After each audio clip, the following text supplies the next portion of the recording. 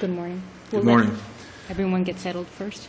Good morning. My name is Brett Powell. With me is Greg Silverstein, trial counsel in the case. We represent Maria Menendez. I'd like to reserve 2 minutes for rebuttal time, please. Mr. Powell? Sorry? Your name is Mr. Powell? Mr. Powell, yes, Okay, Brett thank you. Powell. And you would like to serve how much for rebuttal? 2 minutes, 2 please. minutes? Okay, thank you. May it please the court, this is an appeal from summary judgment in which the trial court found that the defense owed no duty of care to the defendant, to the plaintiff rather, because the defendant had not done anything to place the plaintiff, Mrs. Menendez, within the zone of risk. This order comes despite the fact that the defense admitted that they were aware that the activity in which they invited Ms. Menendez to participate in was inherently dangerous. But let me ask you a question. Exactly how is gait training a concealed danger? How is Sorry, that? I'm having a hard time hearing you. How is gait training, which is what was occurring at the time, correct? Yes. The mother, Right. Ms. Menendez's mother, was in the process of gait training, and she had a gait belt on, and the therapist was there, and she was doing the parallel bars. Right. How exactly is that a concealed danger? For purposes of the summary judgment motion, the defense admitted that it was an inherently dangerous, open and obvious danger to all who were involved. But what did they do wrong? What they did wrong? What was the negligence? People are supposed to have gait training. One of the dangers of gait training is that you fall down. Yes. But what did they do wrong?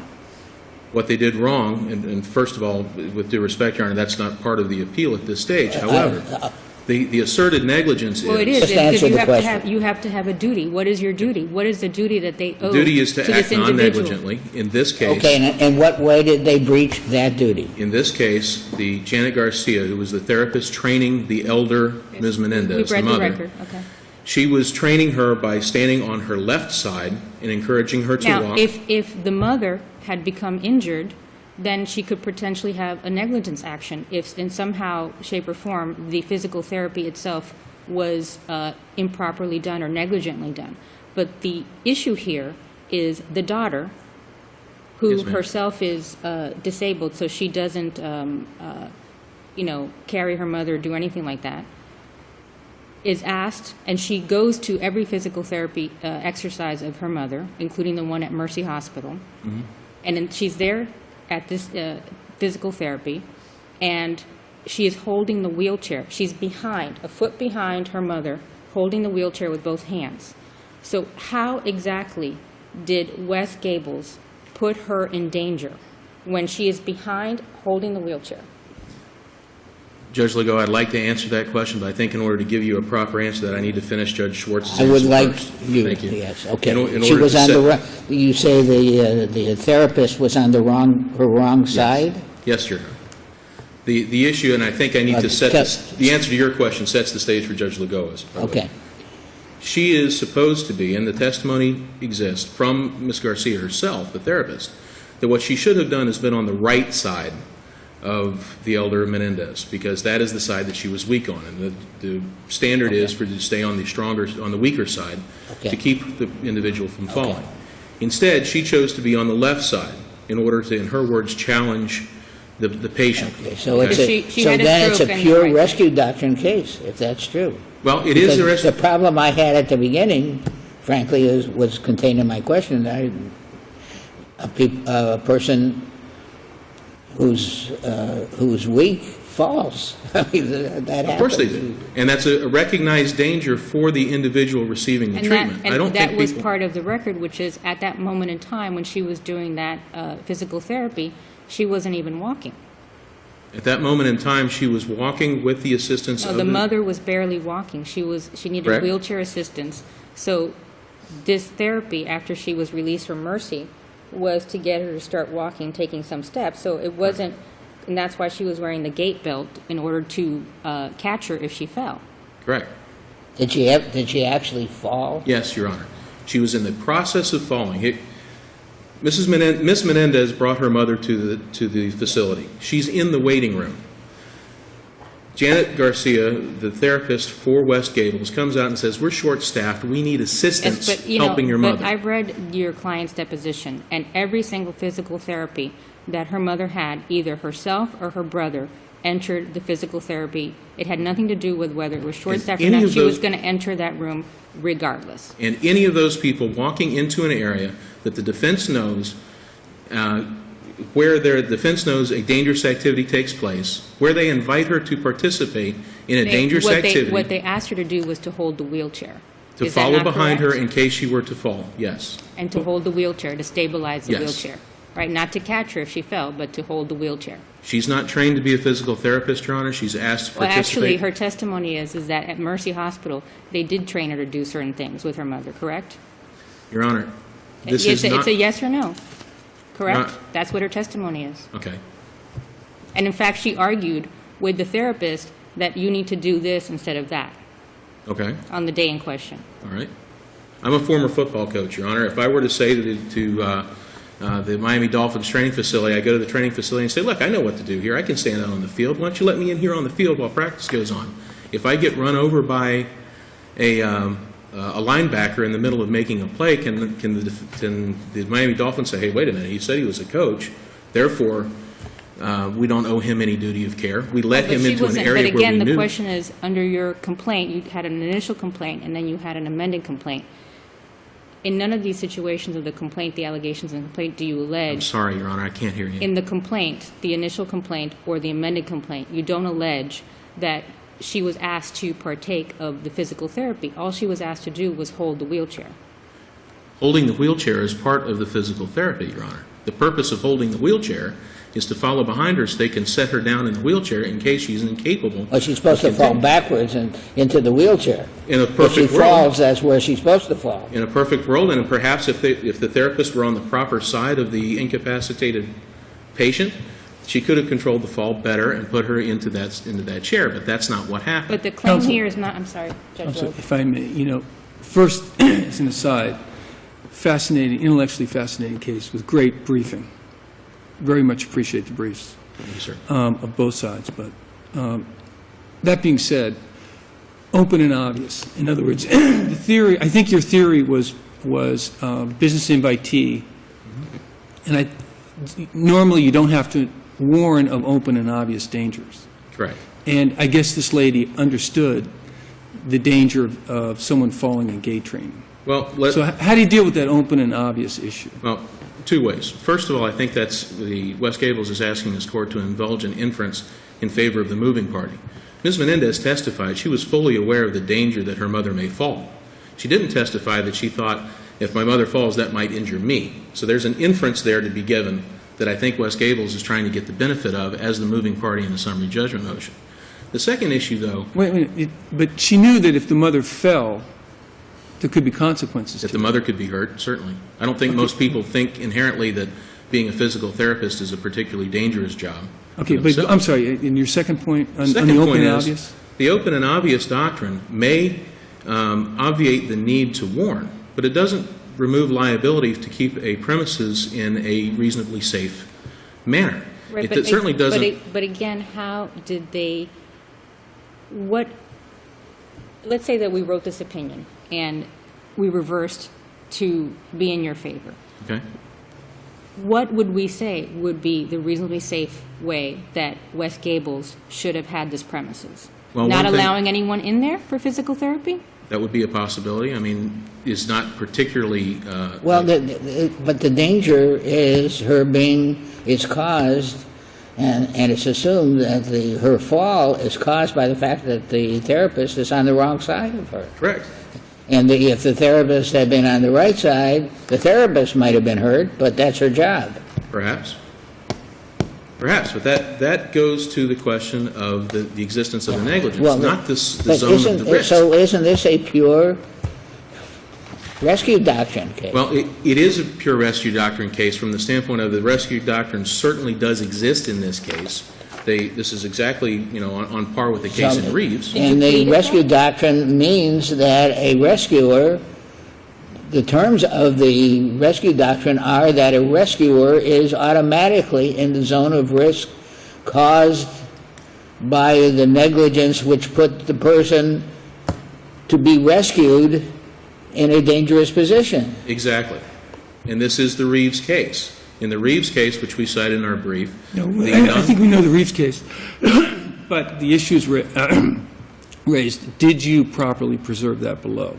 In other words, is it normally that the rescue doctrine is a pled? I don't know offhand. Not necessarily, Your Honor. The facts of the case were pled. But The you fact- did not raise that in your response to the motion for summary judgment. Nor is there a requirement to. Remember that this is a summary judgment motion in which the facts are unchallenged. Well, I'm This is sorry, an but pure you do have an obligation, if you're opposing a motion for summary judgment, to put out there what your theories of the case are, or what your evidence is that would indicate to the trial court why they should deny the motion for summary judgment. And if you don't preserve it, then it's not preserved. 2 points, Your Honor. First, the allegations and the facts and testimony adduced at the time that the summary judgment motion was presented laid out the facts as I've laid them out to you. She was in a position where the mother began to fall. She stepped in to prevent the fall and was injured therefore, and a duty exists. It is the defense's obligation on a summary judgment motion that's based purely on a matter of law to step up and say, under no statement of the law under these facts, can they succeed. They did not meet that burden because the rescue doctrine laid out in the facts of the motions and the responses qualifies. Secondly, the rescue doctrine is another way of saying there's a zone of risk, as Judge Schwartz very aptly noted. The other point to be made, though, is you can't be in a position to save or to rescue unless you're in that zone of risk. If Ms. Menendez had been sitting in the waiting room where people who are not getting treatment should be, she could not have been in a position to have tried to catch her mother and been knocked over and injured. Mr. Powell, I've let you go way over. You've gone 15 minutes now, so I'll let you have a minute for rebuttal. Okay. Thank you. If I have any time left, Was your record as a coach better than as an appellant attorney? no, they're about even. Thank you, Your Honor. Thank you very much, but I let you go 5 minutes over, so. May it please the Court, Jeanette Fallon on behalf of Appellee West Gables Rehabilitation Facility. First of all, what I wanted to point out is that I think there is some confusion as between what is a duty and what is a zone of risk, and a foreseeable zone of risk, and what the rescue doctrine is. They're two separate and distinct cases here. The rescue doctrine, if you look at how the rescue doctrine evolved, the rescue doctrine evolved mainly because you had a tortfeasor who created a risk to a person, to an individual. To the person being rescued. To the person being rescued, yes, Your Okay. Honor. What happens with the rescue doctrine is that you have a third person that is initially outside of that zone of risk, that throws themselves into that Well, I zone don't of see risk. how this helps you. Sounds to me like it's even stronger. I don't think it does, because, I mean, it definitely shows that she wasn't in the zone of risk before the rescue occurred. When you have the rescue doctrine, the person outside of the zone of risk, the person rescuing is outside of the zone of risk before that person even starts to rescue. When that person begins to rescue, that's when that person But voluntarily throws I themselves think it's in. stronger if she is in the zone of risk to begin with. I don't think she is, though. She can't be. Well, you can't have it both ways. Well, counsel, can I bring this, change subject slightly? Yes. How do you distinguish Reeves? Reeves, I would say Reeves is a rescue doctrine case, that Reeves specifically was, well, first of all, it was waived. There's nothing in the record on appeal. No, that how shows do you that was brought up. distinguish Reeves? Just... You are now, first of all, it's waived. You're off the point. How do you distinguish Reeves? How do I distinguish Reeves? Well, Yes, specifically, for the Reeves is fourth there was no imminent danger in Reeves. Specifically, there was no imminent danger. She had a risk of falling. She was at a rehabilitation facility. She was specifically knew that she had a risk of falling because she But was the risk of falling was supposed to be obviated by the therapist being on the right side of her to prevent her from falling. She wasn't in the zone of risk. You have to go back to the motion for summary judgment, though. You have to look at the facts in the light most favorable to them, and also the undisputed facts. The undisputed facts show that she did not fall that way. That they're saying. Counsel, when a lawyer and a judge speak simultaneously, usually the lawyer ceases. I'm sorry, Your Honor. The reason that you are negligent in the first place, so that you could be liable to the lady, the patient, is because your employee was on the wrong side. So that caused her, or was a cause, or could be found by a jury to be a cause of her fall. In order to prevent that fall, which is caused, at least for the purpose of argument, by your negligence, this plaintiff, her mother, her daughter, tried to prevent that, to rescue her, keep her from falling. It sounds to me like the purest rescue doctrine case going. Your Honor, I would say that in that particular case, that this is actually a medical malpractice case at that point in time, because you're basically alleging that the negligence of a physical therapist caused the rescue to have to occur. And because of that, they did not do the proper pre-suit. They did not bring a proper So pre-suit. you're now going on the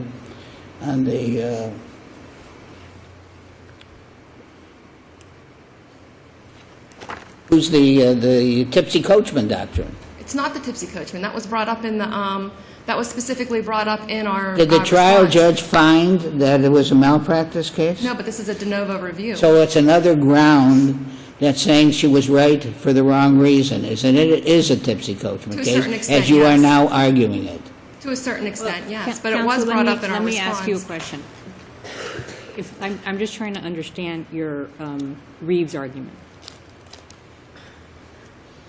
In Reeves, you're saying this individual, and I think it was a nurse, right, in Reeves, is in the hallway, and you're saying she's not in the zone of danger, and she realizes this person is going to fall from the gurney, and she rushes over, and she places herself in the zone of danger, but she was not initially in the zone of danger. Yes, Your Honor. Okay, and from what I understand from the motion for summary judgment, what Judge Bailey found and what your motion for summary judgment articulates is that the daughter, by being in the room, was always in the zone of danger.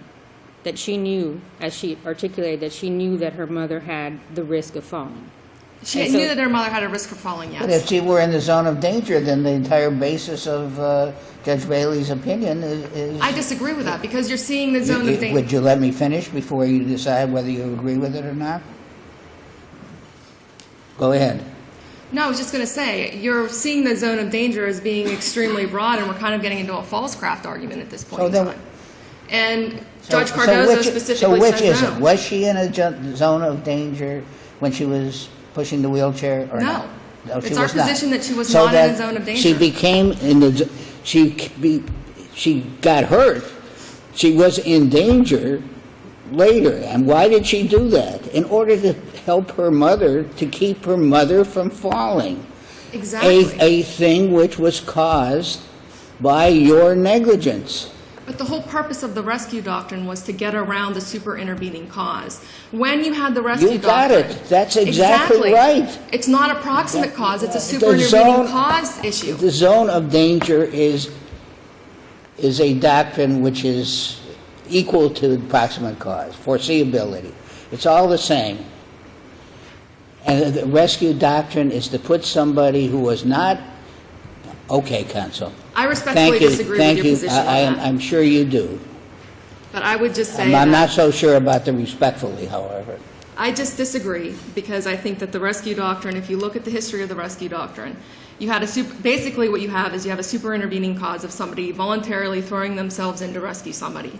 Before they throw themselves in to voluntarily rescue somebody, they are not within the zone of danger. Okay, And the counsel, rescue doctrine is specific... Counsel, Oh, again, sorry. remember, it's really important. I know you want to make your points, but when the judges talk, especially our very respected chief senior judge, okay, so can you distinguish Reeves on the basis that the danger here was open and obvious? Well, it was open and obvious. That's why there was no inherent danger to begin with. Oh, can you I mean, if you distinguish look Reeves at- on that basis? Yes, if you look at Reeves, specifically in Reeves, it says for the doctrine to apply, you have to have the defendant was negligent, you have to have an inherent risk that was to the plaintiff, And you have to have, which the third part, which the third string of it, is actually a fact for the jury. But it allows the court to determine whether there was an inherent risk. Our issue with Reeves is that there was no inherent risk. She knew that her mother could fall. There was an inherent risk that her mother would fall. Okay, let me change that- tax. I'm going to change tax because we're running out of time. Does the rescue doctrine have to be pled? Does it have to be, is it normally pled? I mean, I don't know if it necessarily has to be normally pled, but I would say that in this case that it was their burden to bring it up before the trial court, and that as there's nothing in the record on appeal to show that the trial court ever had the ability to determine the I mean, rescue it doctrine. was not in their response, because I read their response. It's not in It's there. not anywhere in the record on appeal. As far as the rescue doctrine in and of itself and bringing this concept before the trial court so the trial court could determine whether the rescue doctrine was applicable. There's nothing in the record on appeal that shows that the trial court had the ability to determine that issue. So it's our position that because there's nothing, it was waived. And wasn't our burden to bring up their arguments. It's their burden to bring up their argument in order to get around it. Go ahead. No, go ahead. Oh, thank you, but go ahead. Counsel, they didn't cite to Reeves in their memorandum in opposition. I didn't see a hearing transcript. Was there a hearing transcript in this case? No. No, there was not, Your Honor. If you have no other further questions, I would just say that you affirm the trial court's ruling. Thank you, Counsel. Mr. Powell, we'll let you have 2 more minutes, if you may. Thank you, Your Honor. Thank you. But 2 more minutes. yeah, Mr. Respectfully. Powell, Yes, sir. if I go out on the field at a Dolphin game, should I be surprised if I get run over by a linebacker? No, because the risk is open and obvious, and therefore the duty to warn may be satisfied, but it doesn't Well, relieve in you. here, wasn't the risk open and obvious? Perhaps, well, no, because that is assuming a set of facts that is not in the record at this stage. However, assuming that it was for the sake of the argument, at best, that would alleviate or relieve their burden to have to warn, So count one's out. perhaps, at best. But That's certainly the negligence premises action. liability. This is- sorry? Count I one don't as think this, premises co- Premises I don't liability, think duty to this, warn. this turns on open and obvious in the slightest. I don't believe She it was is. supposed to obviate it from falling down by actual negligence of the defendant. This is the danger of her falling in the right direction is not open and obvious, and if it's just not a pertinent doctrine. Exactly so, Your Honor. The one point I would like to make, though, is that this is not a proximate cause case. This is a Yes, it zone- is, counsel. This is a Yes, zone of risk for That's the duty same. of care. That's the same thing. Due respect, Your Honor, I believe McCain disagrees with that position.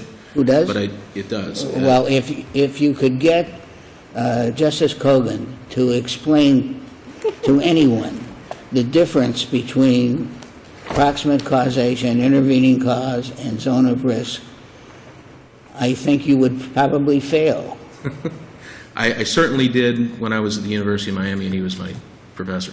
But let me put the You were a question to the court professor this too? way. I'm sorry? You were a professor, too? No, when he was a professor of mine.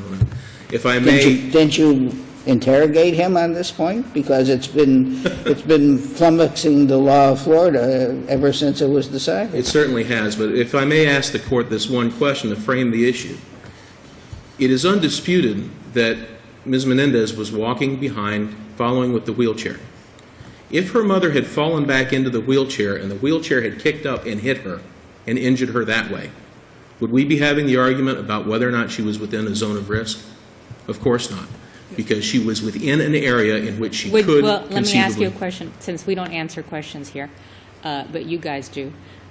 What would be the answer to that? The answer From is- your perspective, would you be able to sue West Gables at that moment in time? Absolutely, because she How was is with- that any different than if you go in and you faint because you see blood?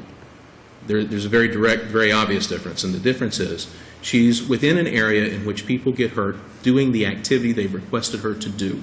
That puts her in the zone of risk for reasonably foreseeable that someone could be injured. It's not a proximate cause that did it happen this way or that way. Are you in an area where you Well, could be that's risked? because you do not have, as a doctrine of proximate cause, you do not have to, or foreseeability, you don't have to foresee the exact sequence of events which eventually caused the injury. You have to foresee that it was in the general Correct, Your Honor. zone of risk. Yes, Your Honor.